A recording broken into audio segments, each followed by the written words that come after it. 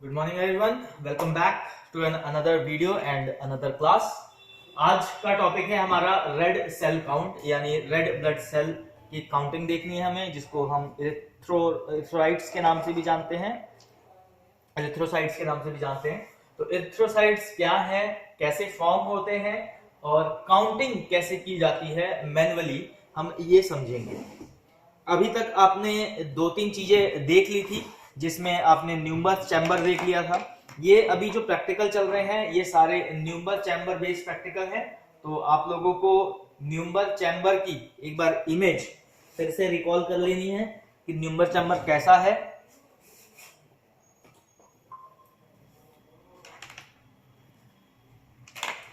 तो न्यूमर चैम्बर का अगर मैं डायग्राम बनाऊं तो ये इस तरीके से एक चैम्बर होता है, जिसके अंदर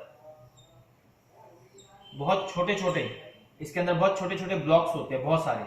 ठीक है, ये जो डब्ल्यू मार्क कर रहा हूं, गुड मॉर्निंग विनीत, ये जो डब्ल्यू मार्क कर रहा हूं ये आपके व्हाइट ब्लड सेल काउंटिंग के लिए होते हैं।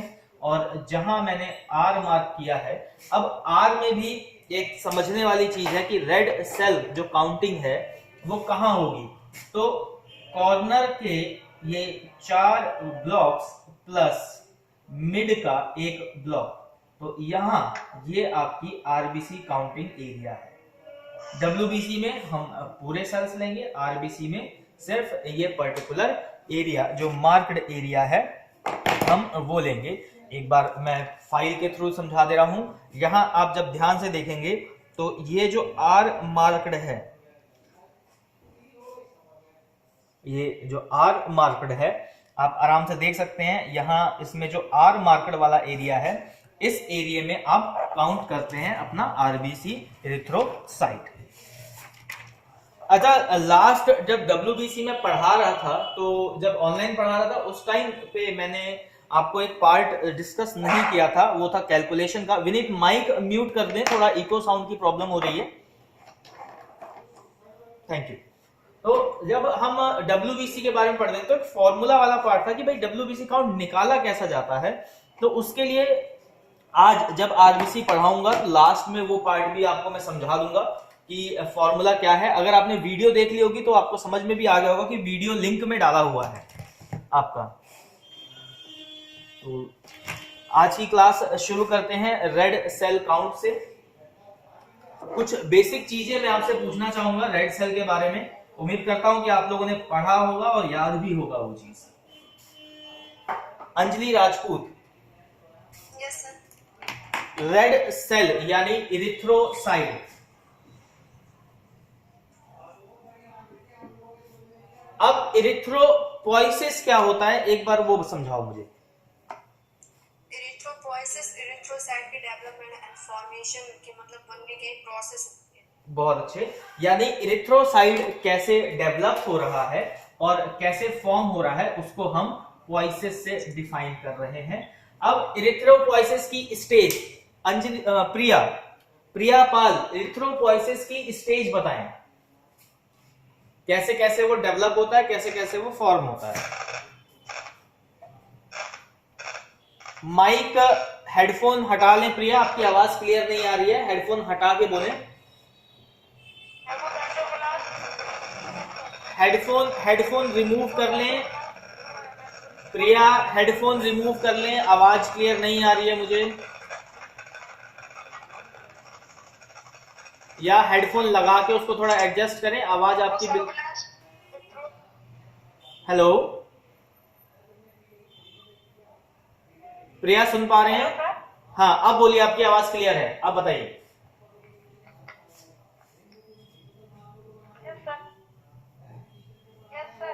बताएं, आप बताएं।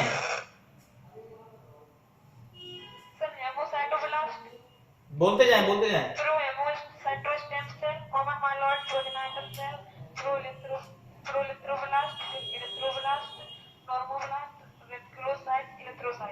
ठीक है, वेरी गुड। विनीत, समझ में आया कुछ? इन्होंने अभी जो प्रिया पाल ने बोला वो कुछ समझ में आया? विनीत कुमार, विनीत सुन पा रहे हैं?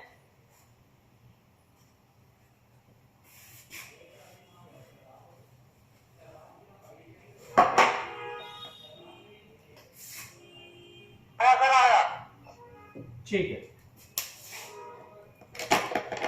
तो पहले हम ये समझ लेते हैं कि आरबीसी हमारी बॉडी में करता क्या है, यानी इसका फंक्शन क्या है। सबसे पहला इसका फंक्शन क्या है, तो फंक्शन की अगर जब बात करते हैं तो इसका काम क्या है। तो आरबीसी का काम क्या है कि ये आपके ब्लड में प्रेजेंट है, जो कि रेड कलर देता है। पहला काम तो रेड कलर हो गया। दूसरा, ये iron, oxygen, folic acid and other components के साथ में अटैच रहता है। और इसका आरबीसी का और क्या काम है अंजलि राजपूत, इसके अलावा और क्या काम है इसका? ये रेड कलर दे रहा है ब्लड को, आयरन है, ऑक्सीजन है, साथ में एक CO2 भी है, ये भी कैरी करता है आपका आरबीसी ही।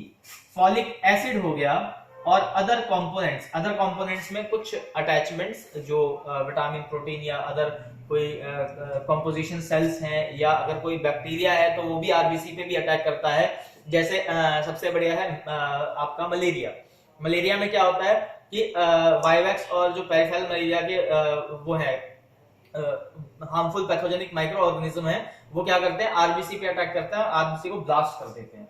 इसके अलावा क्या करता है और क्या ही करता है ये सर, ये गैस मेंशन कर दिया, O2 एंड CO2। आपने ब्लड ग्रुप किया होगा, तो ब्लड ग्रुप में हम एंटीजन और एंटीबॉडी पढ़ते हैं, ठीक है। तो आरबीसी के सरफेस पे याद रखना, आरबीसी जो सेल है इसके सरफेस पे, यानी ये जो बाहर का सरफेस है, इस पे आपको anti A, anti B, anti D ये मिलेगा, तभी तो आप ब्लड ग्रुप कर पाते हैं। तो आपका जो आरबीसी है उसके ऊपर एंटीजन और एंटीबॉडीज की आपको लेयर भी मिलती है। इतना क्लियर हो गया? तो ये तो बात हो गई जी फंक्शंस की, कि आरबीसी का फंक्शन क्या है। अब आ जाते हैं कि ये बनता कहां है। हमने इरिथ्रोपोइसिस के बारे में समझा, तो वहां शुरुआत हुई थी हमारे हिमेटोपोइसिस में यॉर्क सेल से, ठीक है। और हमारी बॉडी में जब बोन बन जाती है, ठीक है, जब बोन बन जाती है तो रेड मैरो रिस्पॉन्सिबल होता है आरबीसी फॉर्मेशन के लिए, ठीक है। तो हमारा जो सबसे पहला जो कैटेगरी थी आरबीसी बनने की, वो क्या थी प्रिया? क्या था सबसे पहला स्टेज? प्रिया पाल, सबसे पहला स्टेज क्या होता है? हीमोसाइटोब्लास्ट या हीमोसाइटोस्टेम सेल, ठीक है, हीमोसाइटोब्लास्ट। वहां से फिर दो पार्ट में डिवाइड हो रहा है, कॉमन माइलॉइड प्रोजेनिटर, ठीक है। फिर कॉमन माइलॉइड प्रोजेनिटर आपका शिफ्ट हो जाता है, कहां शिफ्ट होता है Anjali Rajput? Common myeloid progenitor के बाद क्या बनता है? Pro erythroblast. अब ये जो प्रो इरिथ्रोब्लास्ट यहां आ गया, अब यहां से नीचे तक जाने वाले टाइम पीरियड को, लाइन को क्या बोलते हैं? इरिथ्रॉइड लाइनेज। तो इरिथ्रॉइड लाइनेज वाला जो पार्ट है, उसके बाद जब आपको लास्ट में इरिथ्रोसाइट मिल गया, अब इस इरिथ्रोसाइट का हमें फंक्शन भी पता लग गया, इस इरिथ्रोसाइट की हमें फॉर्मेशन भी पता लग गई। अब हमें देखना है कि हम इसको कैलकुलेट कैसे करें, हम इसको कैसे पता लगाएं कि हमारी बॉडी में कितने इरिथ्रोसाइट सेल हैं और कितने चाहिए होते हैं काम करने के लिए। और ये जानना क्यों जरूरी हो जाता है? तो किसी भी डिजीज से फाइट करने के लिए आपकी बॉडी को सेल्स चाहिए होते हैं। उस सेल्स में एक ये सेल भी है जिसे हम आरबीसी या इरिथ्रोसाइट के नाम से जानते हैं, और ये सेल एक बहुत बड़ा इंपॉर्टेंट रोल प्ले करता है। तो कहां रोल प्ले करेगा? ESR इरिथ्रोसाइट सेडिमेंटेशन रेट, ये भी आपका इरिथ्रोसाइट के थ्रू किया जाता है। PCV पैक्ड सेल वॉल्यूम, ये भी आपका इरिथ्रोसाइट के थ्रू किया जाता है। हीमोग्लोबिन, ये भी आपका इरिथ्रोसाइट के थ्रू ही किया जाता है test. Red blood cell counting, ये भी आपका इरिथ्रोसाइट के थ्रू ही किया जाता है। आपका MCV, MCH, MCHC, ये तीनों पार्ट भी आपके आरबीसी से ही रिलेटेड रहते हैं। पीसीबी को हम एक नाम और से जानते हैं जिसे कहते हैं HCT। तो इतने सारे टेस्ट जो रिलेटेड हैं वो इरिथ्रोसाइट से रिलेटेड हैं। उनमें से एक टेस्ट जो हम आज पढ़ रहे हैं, HB हम पढ़ चुके हैं, MCV, MCH ये कैलकुलेशन ये है, ये लास्ट में पढ़ाऊंगा। ESR आप पढ़ चुके हो, PCB और HCT भी आप पढ़ चुके हो, पढ़ाया जा चुका है आपको। आज आरबीसी रेड सेल काउंटिंग की जाएगी। इतना समझ में आ गया सबको? अंजलि, प्रिया, विनीत, समझ में आ गया? ठीक।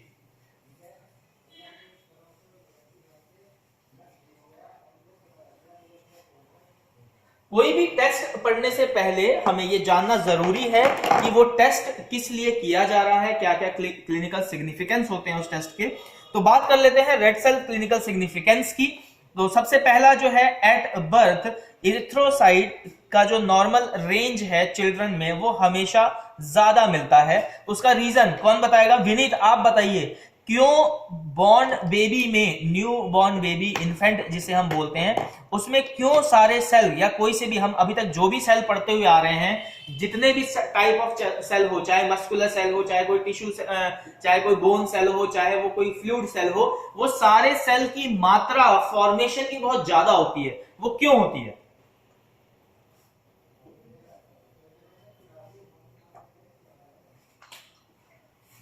नहीं पता सर। सोचो, थोड़ा सा सोचो, एक बार दिमाग पे जोर डालो कि छोटा बच्चा जो एक चाइल्ड है, ठीक है, एक छोटा बच्चा है, वो क्या कर रहा है? वो ग्रो कर रहा है, बढ़ रहा है, ठीक है। और बढ़ने के लिए क्या चाहिए? रिक्वायरमेंट्स चाहिए। तो रिक्वायरमेंट्स में क्या है? हमारी बॉडी किस किस चीजों से बनी है? सेल्स से मिलके ही बनी है, चाहे वो किसी भी टाइप के सेल हो, चाहे वो बोन सेल हो, चाहे वो स्किन सेल हो, चाहे वो टिश्यू सेल हो, चाहे वो कार्टिलेज सेल्स हो। बनी यूनिट स्ट्रक्चर क्या है? एक सेल ही है। इसीलिए जो एक न्यू बॉर्न बेबी होता है उसका कोई सा भी सेल जो है, नॉर्मल रेंज जो उनकी होती है वो रदर देन एडल्ट से हमेशा ज्यादा होती है। अब क्लियर हो गया विनीत आपको? विनीत क्लियर हुआ? जी सर।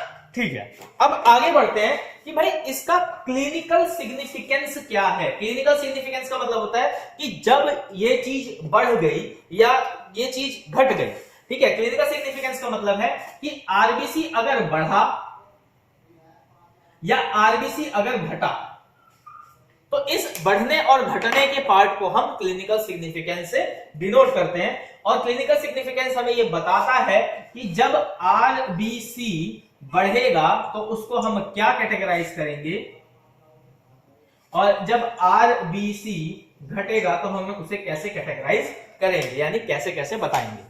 तो अंजलि राजपूत, आरबीसी ब्लड बहुत बार मैं पढ़ा चुका हूं, तो उम्मीद करता हूं कि आप इसका आंसर दे पाएंगे। आरबीसी जब बढ़ेगा तो उस कंडीशन को हम कैसे डिफाइन करते हैं? इरिथ्रोसाइटोसिस। इरिथ्रोसाइटोसिस, वेरी गुड। और आरबीसी जब घटेगा तो हम उसको कैसे डिफाइन करेंगे? इरिथ्रोसाइटोपेनिया। बहुत अच्छे। तो जब आरबीसी बढ़ रहा है तो हम टर्मिनोलॉजी साइटोसिस यूज कर रहे हैं, और जब आरबीसी घट रहा है तो पीनिया यूज कर रहे हैं, और उसके आगे हमने वर्ड जो लिखा है वो इरिथ्रोसाइट यानी रेड सेल को डिनोट कर रहा हुआ है। ठीक है, इतना क्लियर हो गया। इरिथ्रोसाइट दोनों में यूज हो रहा है, बढ़ने वाले में साइटोसिस हो गया और घटने वाले में पीनिया हो गया। अब कौन कौन सी कंडीशंस हैं जब आरबीसी बढ़ जाएगा, और कौन सी ऐसी कंडीशन है जब आरबीसी घट जाएगा। तो बात करते हैं कि आरबीसी कौन कौन सी कंडीशन में आपका बढ़ सकता है। तो कौन बताएगा सबसे पहले आरबीसी बढ़ने की कंडीशन? प्रिया पाल, प्रिया पाल, आवाज आ रही है? तो आरबीसी बढ़ने की कंडीशंस बताएं। माइक थोड़ा सा सही रखें, आपकी आवाज थोड़ी सी दिक्कत हो जाती है जब आप बोलते हैं तो। नेटवर्क प्रॉब्लम है। अच्छा, नेटवर्क प्रॉब्लम, चलो बताइए ऐसी कौन कौन सी कंडीशन है जब आरबीसी बढ़ जाता है।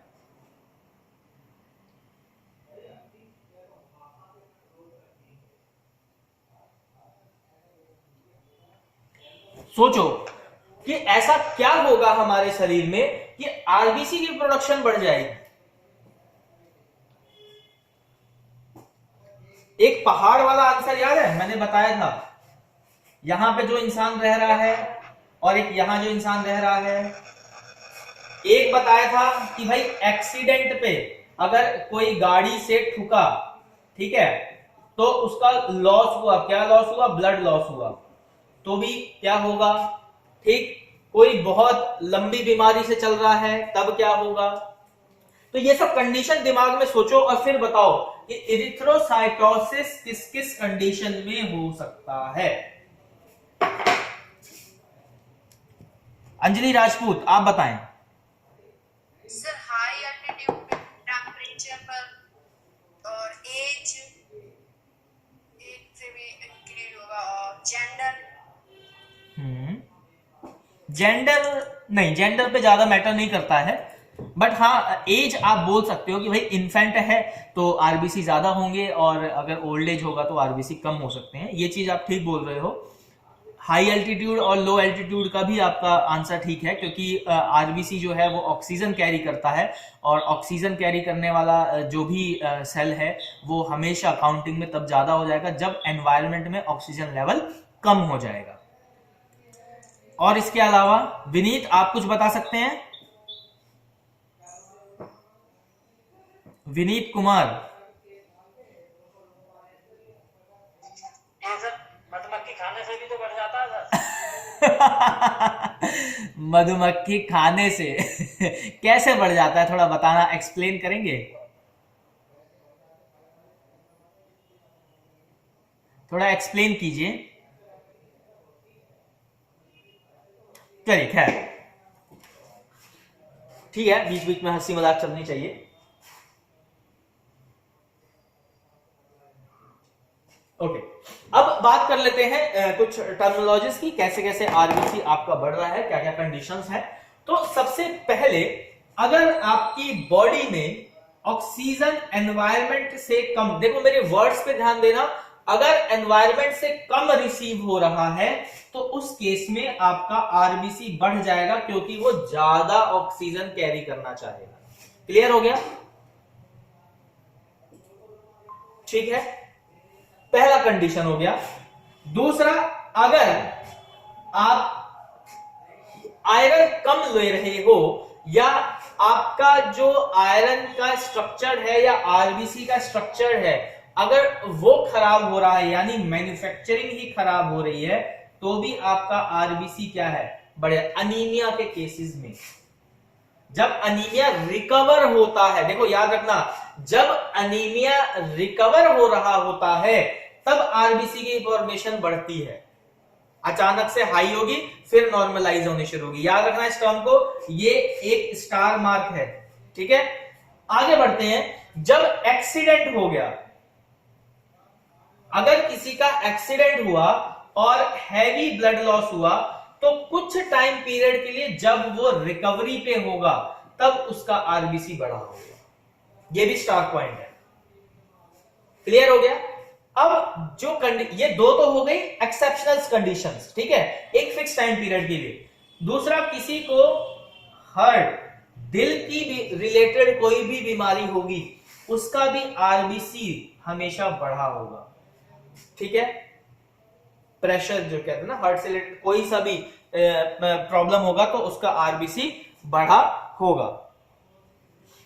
एक टर्मिनोलॉजी है पॉलीसाइथीमिया,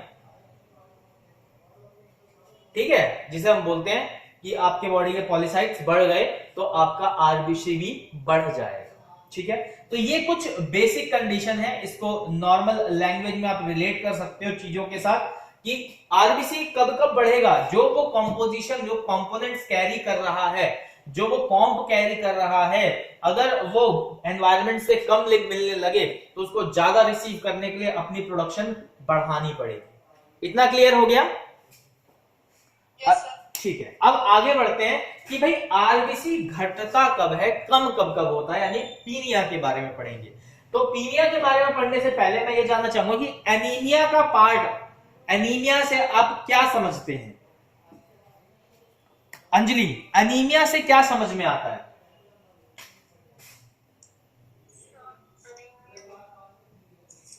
एक बहुत वाइड टॉपिक है एनीमिया। एनीमिया से आप क्या समझते हो? एनीमिया में सर आयरन की कमी हो जाती है ब्लड में। खाली आयरन की कमी को हम आयरन डेफिशिएंसी एनीमिया कहेंगे। अगर आप सिर्फ आयरन की बात कर रहे हो, मैं अगर सिंपल टर्म एनीमिया की बात करूं तो एनीमिया वो डेफिनेशन दी जाती है उसकी कि अगर आपकी बॉडी में कोई भी cellular component, blood cellular component जिसमें से आरबीसी को डिनोट सबसे ज्यादा किया जाता है, अगर ये कम हो जाता है तो वो एनीमिया की केसेस में चला जाता है। क्लियर हो गया? यानी कम होने को हम एनीमिया कहते हैं। अब आ जाते हैं कि इरिथ्रोसाइटोपिनिया। इरिथ्रोसाइटोपिनिया भी एनीमिया के अंदर में आता है, ठीक है। तो इरिथ्रोसाइटोपिनिया की बात करें तो सबसे पहला जो कंडीशन है इरिथ्रोसाइटोपिनिया का वो है ओल्ड एज। क्लियर है? कुछ समझाने की जरूरत नहीं है। ओल्ड एज कैसे है? हाँ जी, Priya Pal, Vineet and Anjali, old age पहला कैटेगरी है। क्लियर है कि क्यों है ये?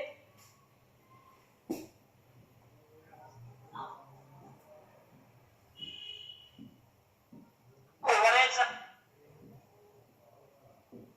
हाँ जी प्रिया जी,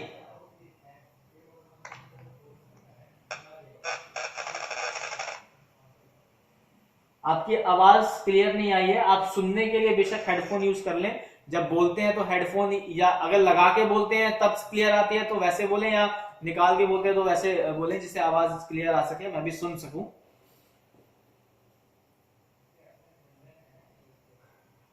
अंजलि सर बता दीजिए। बता दे। चल, इतना टाइम लगा दिया बोलने में। चल, तो ओल्ड एज से क्या समझना है? ओल्ड एज मतलब बुढ़ापा। भाई जब इंसान बूढ़ा हो जाता है तो उसकी काम करने की क्षमता कम हो जाती है। वो क्यों कम होती है? क्योंकि उसकी बॉडी में एनर्जी प्रोडक्शन कम हो जाता है। तो समझ में आया? आप 2 रोटी खाते हो और उस 2 रोटी को आप 100% डाइजेस्ट कर लेते हो, ठीक है। तो ये तो हो गया चाइल्ड से एडल्ट। और आप 2 रोटी खा रहे हो और उसमें से सिर्फ और सिर्फ 30% रिसीव कर रहे हो, ये हो गया ओल्ड। कोई मशीन है, आपकी साइकिल है, ठीक है। आप साइकिल जब नई नई लाते हो तो आवाज नहीं आएगी, मस्त चमचमाती रहेगी, ठीक है। रोज उस पर आप कपड़ा मारोगे, उसको बढ़िया से रखोगे, oiling greasing time to time करोगे, नहीं है, ठीक है। और जैसे ही उसको 5-7 साल हो गए तो पता लगा वो धूल मिट्टी खा रही है, कभी लेके गए कहीं ठुक गई तो ठीक है, सही हो गई तो हो गई, नहीं तो वैसे ही चला रहे हैं, ठीक। तो ये हो गया ओल्ड। तो ओल्ड एज में क्या होता है? ओल्ड एज में एफिशिएंसी जो है, जो प्रोडक्शन एफिशिएंसी है, बोन्स की जो प्रोडक्शन एफिशिएंसी है, भाई हर एक चीज की लाइफ होती है, एक जिंदगी होती है, चाहे वो नॉन लिविंग थिंग हो चाहे वो लिविंग थिंग हो, सबकी एक लाइफ है। बोलते हैं ना कि non living thing can not, लंबे टाइम तक उस पर कोई नेचर का इफेक्ट नहीं होता, नहीं, ऐसा नहीं है। नॉन लिविंग थिंग की भी एक लाइफ होती है। भाई डैम्स हैं जो बिजली पैदा करने के लिए यूज किए जाते हैं, पानी को रोकने के लिए बांध यूज किए जाते हैं। जो रोड्स हैं, हर साल 2 साल 3 साल के बाद उसका एक टेंडर निकलता है कि दोबारा बननी है। क्यों? क्योंकि वो लाइफ है उसकी। तो ऐसे ही जो इंसान की लाइफ है, जब वो ओल्ड यानी पुराना हो जाता है तो उसके अंदर काम करने वाले जो ऑर्गन उसके बचपन में बने थे वो भी पुराने हुए हैं उसके साथ में, तो वो उसकी काम करने की क्षमता कम हो गई है, जिसकी वजह से आपकी रेड ब्लड सेल की जो फॉर्मेशन है वो भी कम हो जाती है। इतना क्लियर हो गया कि क्यों ओल्ड एज इसका पहला है? हाँ जी, समझ में आ गया? Yes sir. ठीक है। दूसरा है प्रेगनेंसी। प्रेगनेंसी क्या चीज है? भाई एक वुमेन, एक लेडी एक न्यू बॉर्न बेबी को फॉर्म कर रही है, तो उसके बॉडी से जो एम्बिलिकल कॉर्ड है उसके थ्रू ब्लड चाहिए, कंपोनेंट्स चाहिए उसको डेवलप करने के लिए। तो वहां पे भी प्रेगनेंसी के टाइम पे भी कई सारे ऐसे केसेस देख रहे हैं कि जो पेशेंट है वो एनीमिक हो जाता है, वीक हो जाता है, आरबीसी लेवल उसके घट जाते हैं, तो आपने सुना भी होगा डॉक्टर बोलता है इनको ब्लड चढ़ाना पड़ेगा जी प्रेगनेंसी से पहले, इनको 1 यूनिट 2 यूनिट, क्योंकि 9 ग्राम तक कई बार ब्लड पहुंच जाता है। 9 ग्राम मतलब 9%, तो 9 ग्राम तक पहुंच गया। प्रेगनेंसी में डिलीवरी के टाइम पे ब्लड लॉस भी होगा, तो उसको रिकवर रखने के लिए कि कोई जो पेशेंट है वो लॉस में ना जाए, उसकी लाइफ थ्रेटनिंग ना हो जाए, तो पहले से प्रिकॉशन के लिए हम एक्स्ट्रा यूनिट देते हैं। तो प्रेगनेंसी के टाइम पे भी आपका जो आरबीसी है वो कम हो जाता है। ठीक है, इतना क्लियर हो गया। Yes sir. फिर आ जाते हैं जो मैंने वर्ड बोला था एनीमिया।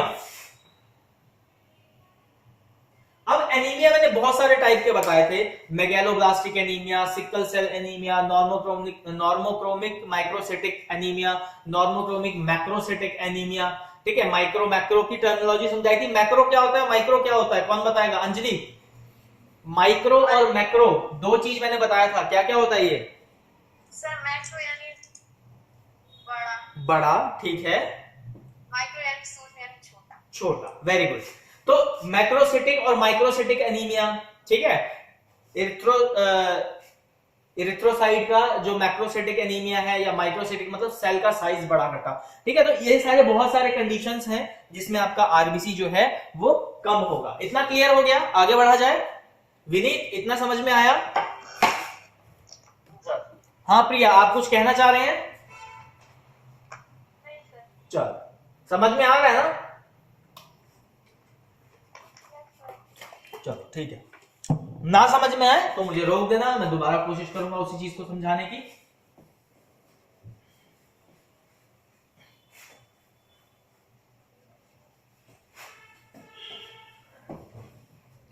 चलिए, अब शुरू कर रहे हैं इसका थोड़ा प्रैक्टिकल फेज से।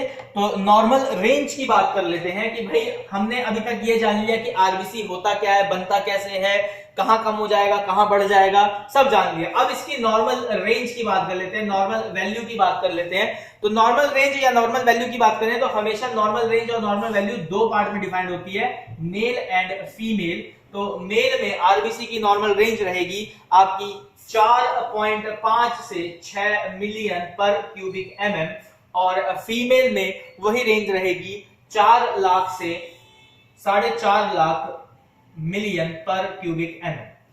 क्लियर हो गया? ये मैनुअल मेथड जो हम करते हैं उसकी नॉर्मल रेंज होती है, यानी जो डाइल्यूशन मेथड हम यूज करते हैं जिसमें आरबीसी को हम डाइल्यूट करते हैं उसके डाइल्यूटिंग फ्लूइड से, और उसके बाद न्यूमर चैम्बर में काउंट करते हैं, तो उस टाइम पे जो नॉर्मल रेंज है वो यही रहनी चाहिए आपकी। हाँ, अब नॉर्मल रेंज की मैं बात कर लूं तो जहां पे आप हिमेटोलॉजी सेल काउंटर यूज कर रहे हो तो उसके अंदर यूज होने वाला रिएजेंट प्लस उसका literature with standard experiment defined करेगा कि उसकी नॉर्मल रेंज क्या होगी। क्लियर हो गया? ठीक है, जब आप सेल काउंटर यूज कर रहे होते हो तो उसमें यूज होने वाला रिएजेंट, उसका स्टैंडर्ड और उसकी कैलकुलेशंस डिफाइन करती हैं कि उसकी नॉर्मल रेंज क्या होगी एक सेल काउंटर के अंदर। लेकिन जो आपका मैनुअली है उसमें इतना ही नॉर्मल रेंज रखा जाता है। क्लियर हो गया? हाँ जी, क्लियर हो रहा है? बोलते भी रहो बीच बीच में, हमें भी पता लगता रहे कि पढ़ रहे हो। चलो, तो अब आ जाते हैं सैंपलिंग। भाई हमने ये देख लिया नॉर्मल रेंज क्या है, अपन को ये पता लग गया कि भाई नॉर्मल रेंज इस बीच में लाई कर रही है। ठीक है, अब सैंपल कौन सा लिया जाए? आरबीसी है तो ठीक है जी, ब्लड होगा, इतना भी क्लियर हो गया कि ब्लड होगा। कौन सा वाला ब्लड होगा? तो एंटीकोगुलेंट वाला होगा। अब एंटीकोगुलेंट में भी कौन सा एंटीकोगुलेंट होगा? तो रेड सेल के लिए हमें ईडीटीए चाहिए जी। ठीक है, क्लियर हो गया कि सैंपल टाइप क्या है? ईडीटीए ब्लड सैंपल है। ठीक, क्लियर हो गया? अब आरबीसी का एक प्रिंसिपल किस सिद्धांत पे ये काम करता है? भाई अपने को ये पता लग गया कि नॉर्मल रेंज क्या है, अपने को सैंपल टाइप पता लग गया। अब आ जाओ प्रिंसिपल पे। तो किस सिद्धांत पे ये काम कर रहा है? तो इसका सिद्धांत क्या है? A blood sample is diluted in ratio 1:200 with the RBC dilution fluid and cell are counted under high power 40x by using Neubauer chamber. The number of cells are calculated and reported as the number of red blood cell per cubic mm of blood, either whole blood or EDTA blood. अब अगर मैंने whole blood का भी use किया तो sampling में whole blood कब लोगे? जब आप परफॉर्मेंस इमीडिएटली करोगे, यानी आपका जो पिपेट है, जैसे WBC पिपेट था वैसा ही RBC पिपेट भी होता है. 101 1.5 यहां पे एक बिड होती है, ये होती है रेड कलर की.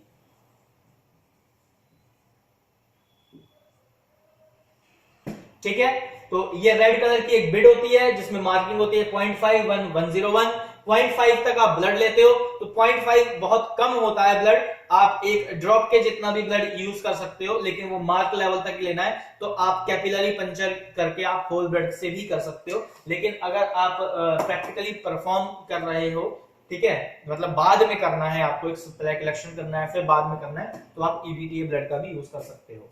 ठीक, क्लियर हो गया? तो आपको अभी प्रिंसिपल, अब मैं हिंदी में समझा देता हूं कि हिंदी में प्रिंसिपल ने बेसिकली क्या कहा कि जब इसको रब कर रहा हूं मैं, इतना तो क्लियर समझ में आ गया होगा? Yes sir. ठीक है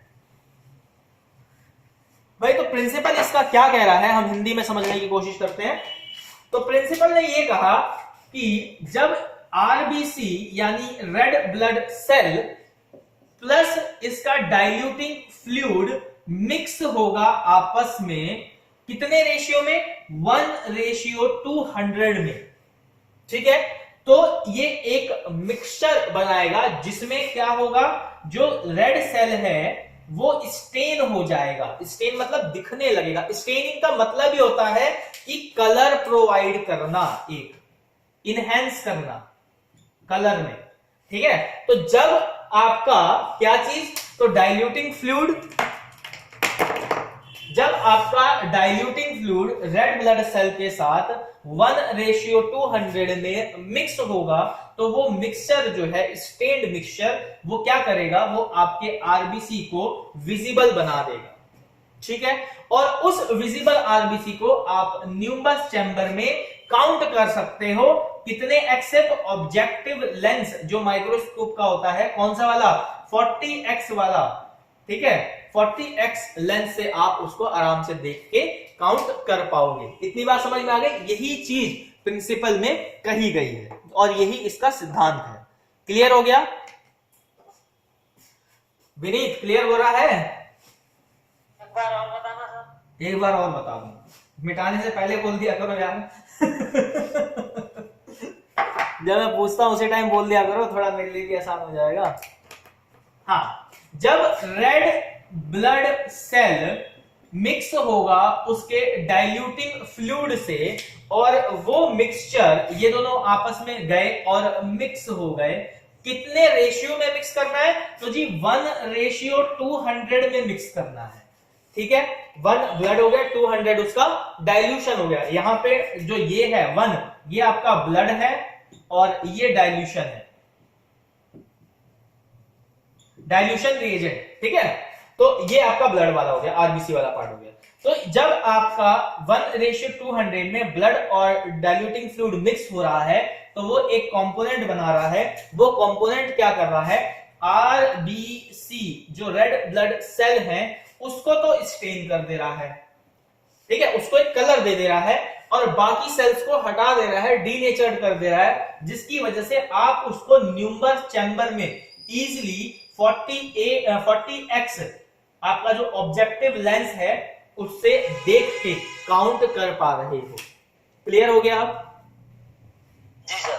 ठीक है, आगे बढ़ते हैं.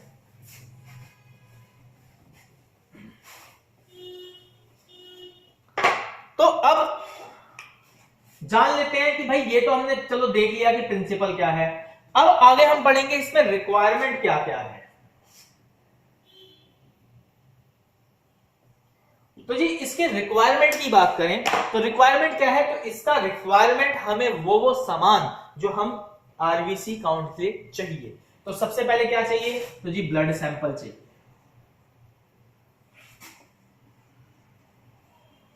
सबसे पहले ब्लड सैंपल चाहिए, फिर क्या चाहिए, तो आरबीसी पिपेट चाहिए।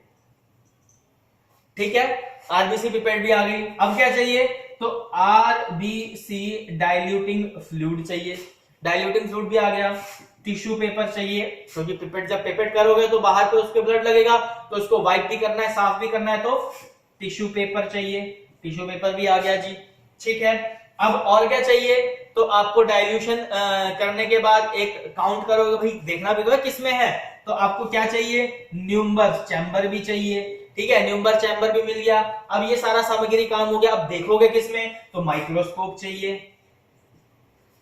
और माइक्रोस्कोप में हमने कौन सा पढ़ा था, तो कंपाउंड माइक्रोस्कोप पढ़ा था, तो हमें कंपाउंड माइक्रोस्कोप चाहिए, चाहे वो मोनोक्यूलर हो या बाइनोक्यूलर हो। बाइनोक्यूलर मतलब 2 आई पीस वाला, मोनोक्यूलर मतलब सिंगल आई पीस वाला।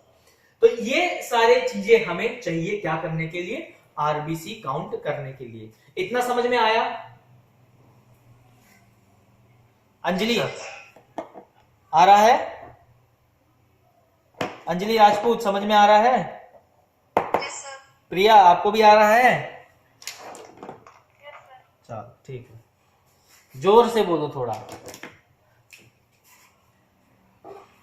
अब हमारा हो गया प्रिंसिपल, हो गया जी, रिक्वायरमेंट हो गया जी।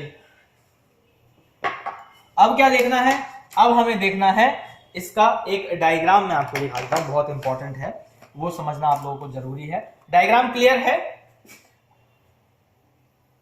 ठीक है, तो ये तो आपका न्यूम्बर चैम्बर का बीच वाला पार्ट है।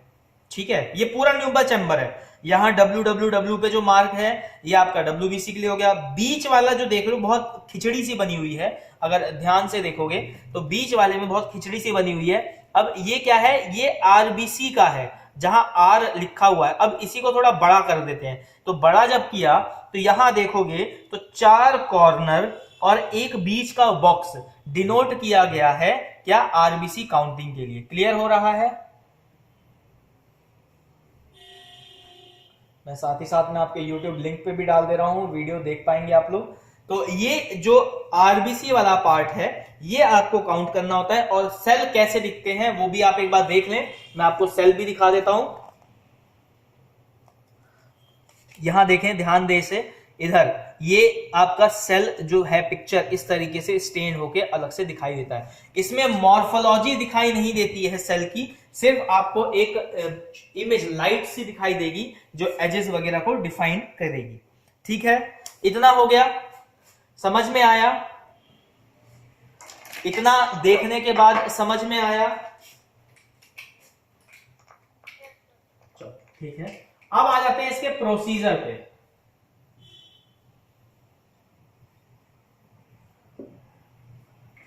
तो प्रोसीजर की बात कर लेते हैं। प्रोसीजर, जब भी हम प्रोसीजर किसी चीज का पढ़ें तो हमेशा दिमाग में रखें कि वो एसओपी है, और एसओपी जो होती है हमारी स्टैंडर्ड ऑपरेटिंग प्रोसीजर होता है। तो स्टैंडर्ड ऑपरेटिंग प्रोसीजर की बात करते हैं तो सबसे पहले हम क्या करेंगे भाई, हम सबसे पहले 0.5 मार्क तक ब्लड सैंपल लेंगे। उसके बाद ब्लड सैंपल लेने के बाद, मैं डायग्रामेटिकली समझा रहा हूं लिखने की जगह, वो ज्यादा इजी रहेगा आप लोगों के लिए। भाई ये हमारा पिपेट है, आरबीसी पिपेट है। आरबीसी पिपेट और डब्ल्यूबीसी पिपेट में जो डिफरेंस है वो समझने के लिए, जो उसके अंदर पड़ी हुई बिड होती है, आरबीसी में रेड कलर की होगी, और यहाँ पे जो मार्किंग है लास्ट में वो 101 होगा, यहाँ पे 1 है और यहाँ पे 0.5 की मार्किंग है। ठीक है, तो ये आरबीसी पिपेट हो गया हमारे पास, और ये आपका इधर रबर बल्ब हो गया हाथ में लगा हुआ। अब सबसे पहले क्या करेंगे, तो सबसे पहले हम इसमें 0.5 मार्क तक, यानी यहां तक हम क्या करेंगे, हम ब्लड सैंपल लेंगे। ठीक है, ब्लड सैंपल लेने के बाद फिर हम उसमें क्या करेंगे, तो 101 मार्क तक, यानी यहां तक हम क्या करेंगे, इसमें डाइल्यूटिंग फ्लूइड लेंगे। अब जब आप पिपेट करोगे, यहां तक लिया, और इसी के बाद आपने डाइल्यूटिंग फ्लूइड लेना शुरू किया, तो क्या होगा, ये जो बल्ब है ठीक है, ये क्या होगा यहाँ पे, ये इस तरीके से एक दूसरा डायग्राम बना के समझा रहा हूं मैं। ये 101 हो गया, यहाँ पे आपका 1 और यहाँ 0.5। अब यहाँ एक बिड है अंदर साथ में। तो ब्लड, जब आपने ब्लड 0.5 तक लिया था तो वो ब्लड क्या हुआ, आगे शिफ्ट हो गया और वो इस बल्ब में आ गया, ठीक है। और जब आपने फ्लूइड शुरू किया था पिपेट करना तो वो फ्लूइड भी इस बल्ब में आ गया, ठीक है। इस 2 कलर से डिनोट कर देते, थोड़ा देखने में आसानी होगी। अब ये दोनों आपस में मिक्स हो जाएंगे, ठीक है। ये क्या होगा, आपस में मिक्स हो जाएंगे।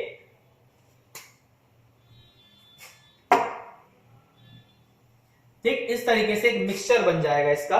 तो ये जो मिक्सचर है ये क्या करेगा, अब ये मिक्सचर को आपको न्यूमर चैम्बर में रखना है, ठीक है। न्यूमर चैम्बर कैसा था, ये बॉक्स की तरह था जिसमें ऐसे 4 बॉक्स थे। इसमें आप एक पहला जो ड्रॉप है, क्योंकि यहां पे क्या है, यहां पे आपका इस वाले पोर्शन में जब आपने डाइल्यूटिंग फ्लूइड लिया था तो जो ब्लड था वो इसके अंदर था और यहाँ पे सारा आपका डाइल्यूटिंग फ्लूइड है। तो इस पर्टिकुलर एरिया को आप डिस्कार्ड करोगे और ये जो मिक्सचर है, आप इस मिक्सचर वाले सॉल्यूशन से न्यूमर चैम्बर पे आप वो सॉल्यूशन पोर करोगे। पोर करने के बाद कवर स्लिप लगाओगे और थोड़ी देर के लिए स्टेबल होने के लिए सेल्स को कि वहीं पे चिपक जाए, स्टिक हो जाए, उसके लिए आप उसे छोड़ दोगे। और फिर जब वो स्टेबल हो गया 1 से 2 मिनट के अंदर, उसके बाद आप उसे अपने माइक्रोस्कोप में, ठीक है, माइक्रोस्कोप में आप सबसे पहले जो फोकस करोगे वो करोगे 10x से और फिर 40x पे जाके आप काउंटिंग शुरू करोगे। अब काउंटिंग शुरू करने के लिए जो समझने की बात है वो क्या है, तो वो ये है कि जी बीच वाला जो बॉक्स है 25 का, ठीक है, ये जो 20 वाला बीच का ये पूरा बॉक्स हो गया, यहाँ W हो गए, ठीक है, और ये R वाला। तो अब ये सिर्फ जो R वाला बॉक्स है, इस R वाले में भी आपको क्या करना है, सिर्फ 5 बॉक्स सेलेक्ट करने हैं। कौन कौन से,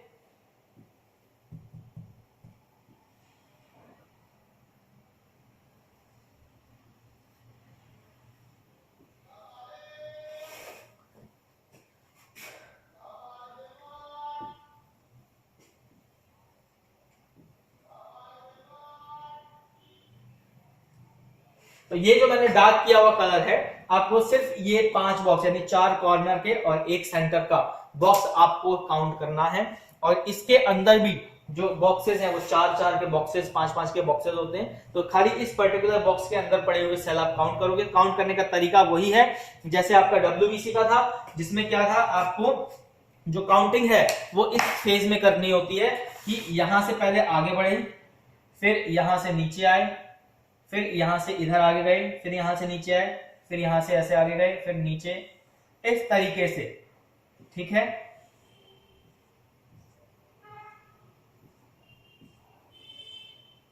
और यहां स्टॉप कर दिया। तो ये एक काउंटिंग का प्रोसीजर होता है, ठीक, स्नेक जैसे चलता है ना सांप, उस तरीके से।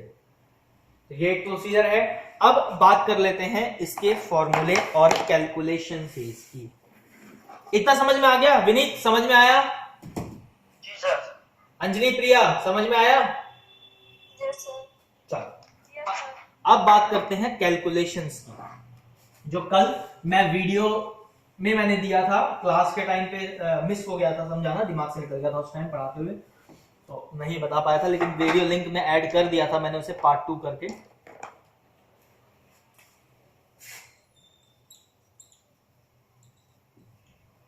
तो कैलकुलेशन क्या है, मतलब हमें काउंट करना है, तो काउंट करने के बाद हम ऐसे ही दे देंगे क्या हमने 10 काउंट कर दिया और 10 के 10 दे दिए? नहीं, इसका तरीका है। तो इसका क्या तरीका है, तो कुछ चीजें हमें इसमें पता होती हैं और कुछ चीजें हमें इसमें बतानी होती हैं। तो पता क्या क्या होती है, तो डाइल्यूशन,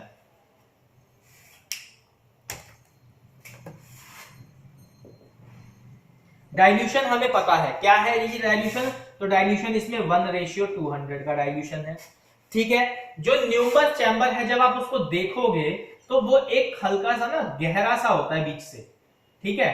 तो डेप्थ उसे हम बोलते हैं डेप्थ। तो डेप्थ जो है वो भी डिफाइंड रहती है, वो क्या है, ये 0.1 mm, ठीक है।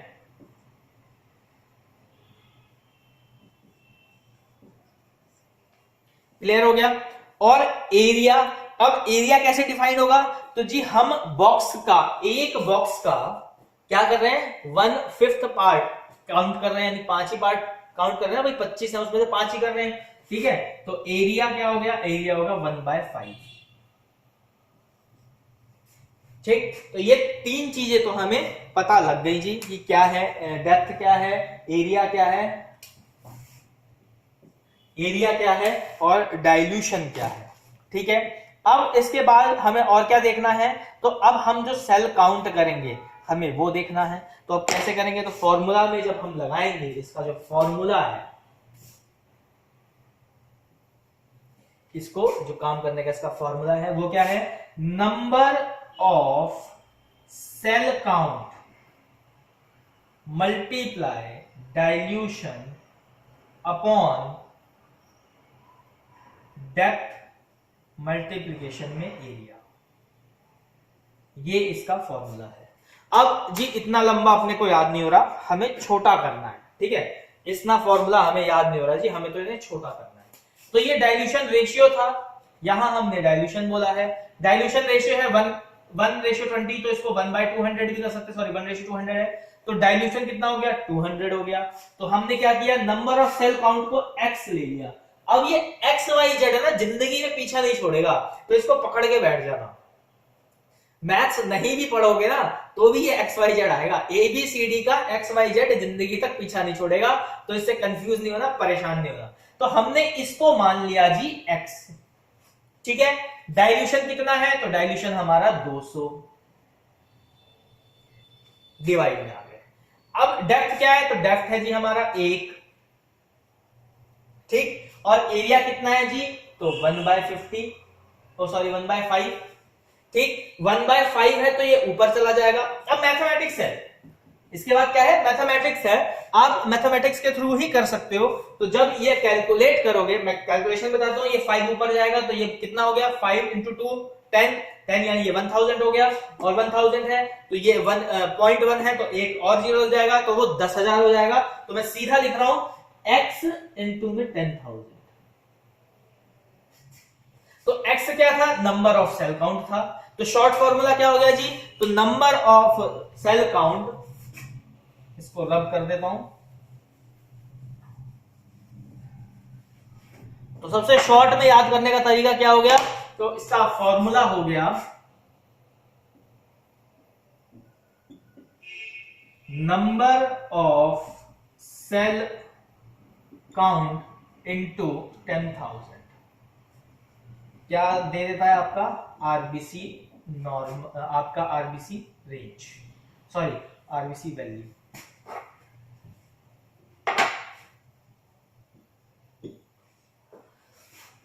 इतना समझ में आ गया।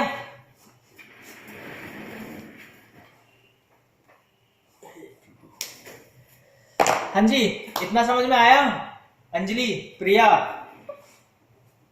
कुछ समझ में आया? Yes sir. क्या समझ में आया?